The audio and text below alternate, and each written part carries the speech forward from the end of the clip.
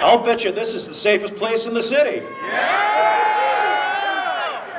Let's give it up for Dave.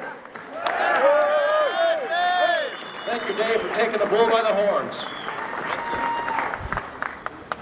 Citizens of the so-called Constitution State.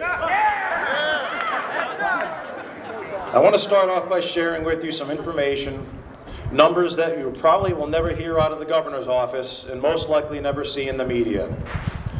The first number is 195,000. That's how many people are killed by medical errors in our country every year. Damn. The next number is 32,367. That's how many people were killed on our roads in 2011. Wow. Next we have 9,878, which is the number of people who were killed in 2011 by drunk drivers. Wow. 3,533 equals drowning deaths per year in America. 1,694 people were murdered by someone using a knife. Outlaw! 726 were murdered by hands and feet. Yes, outlaw. Hands and feet. For your feet. Hands and feet.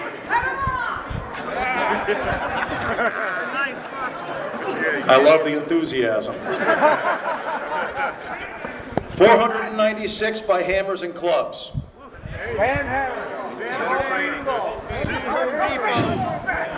I gotta finish. 427 in boating accidents.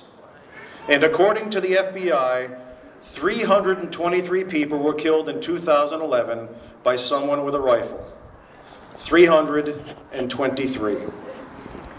And in Connecticut, according to FBI.gov, in the calendar year 2011, the last year with complete statistics, a grand total of 1 person was murdered with a rifle here in Connecticut.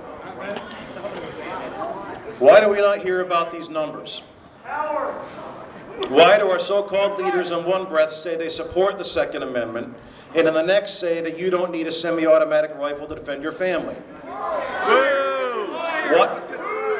Why do they always insist on telling other people what they need or don't need? If we had a needs test before buying anything, Walmart, Cadillac, Dunkin' Donuts, and Budweiser would be long out of business because nobody needs a big screen TV. Nobody needs a $70,000 luxury car, maple frosted donuts, or beer. Oh yeah, we need beer. Notice I didn't say anything about coffee though. We need beer. Can't live without beer. When's the last time anybody asked you why you needed to vote? Our right to keep and bear arms is not about need, and it's certainly not about hunting, which is the other smokescreen our leaders always resort to when making their case against the right to keep and bear arms. They claim nobody needs an AR-15 to go hunting. Well, that's a revelation because according to Connecticut law, you already can't hunt deer with an AR if it's chambered in its most popular cartridge. Thank you, Captain Obvious. I will tell you what you can use semi-automatic rifles like AR-15s for, however. They're great for protecting buildings just like the one we're meeting at today. And just because you don't see any doesn't mean they aren't within a few yards of us. The people who drafted our state constitution understand the concept of being free and safe. And they wanted to protect the right of ordinary citizens to own and use firearms made specifically with defense in mind. That's why Article 1, Section 15 of Connecticut's Constitution reads, and I quote, "Every citizen has a right to bear arms in defense of himself and the state." Yeah! No deer, no clay pigeons, no target shooting, and no ambiguity. Our governor and every state legislator swore an oath to support and abide by those words, just as I did in this very building exactly 20 years ago. The fact that they are willing to ignore inconvenient facts like I shared earlier, or are attempting to turn a crystal clear God-given right into a simple rhetorical question of need, is child's play compared to the abandonment of their oath. Yeah! This battle for our rights and the rights of our children and their children's children reminds me of something from the movie The Terminator.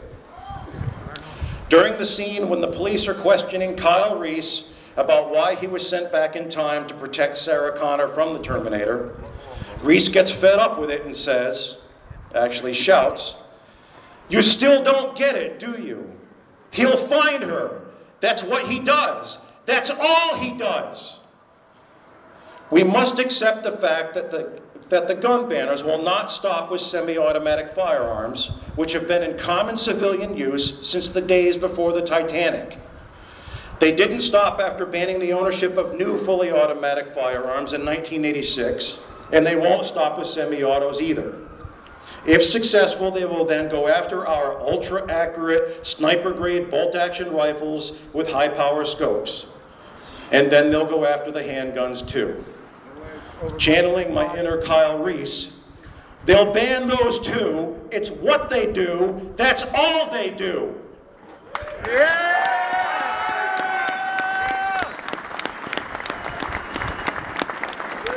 If we don't give every last ounce of what we're made of in this battle to preserve our right to keep and bear arms, we'll be lucky to be left with single shots, which, by the way, as we've heard, a state senator is already attempting to do with proposed bill number 122.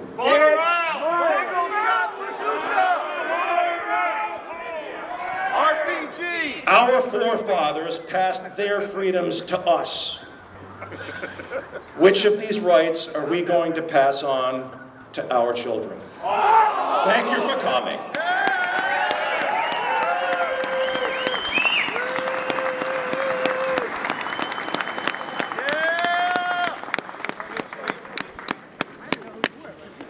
We have one more speaker, then we're going to take a little break.